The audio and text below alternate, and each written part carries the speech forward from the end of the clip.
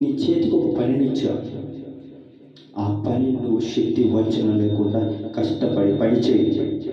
కష్టపడి పని చేసినట్లయితే ఎవరు నీ కష్టాన్ని గుర్తించినా గుర్తించకపోయినా, ఎవరు నీ కష్టం చూసినా చూడకపోయినా, ఎవరు నీ కష్టం వాళ్ళు దాని గురించి ఆలోచించినా ఆలోచించకపోయినా, నేను నీ గురించి ఆలోచిస్తున్నాను, నీ గురించి చింతిస్తున్నాను, అలాగే నీ కష్టాన్ని చూస్తున్నాను, నువ్వు చేసే పనిని చూస్తున్నాను, నీ నమ్మకత్వాన్ని చూస్తున్నాను, యథార్థతని చూస్తున్నాను, అలాగే నువ్వు ఎంత కష్టపడుతున్నావో చూస్తున్నాను.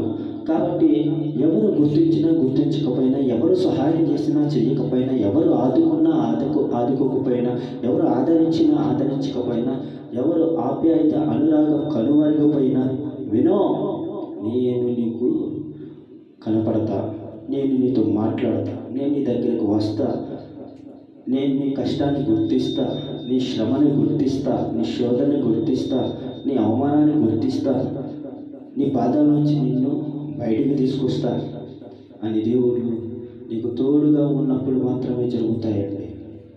ఒకసారి ఆలోచించుకో.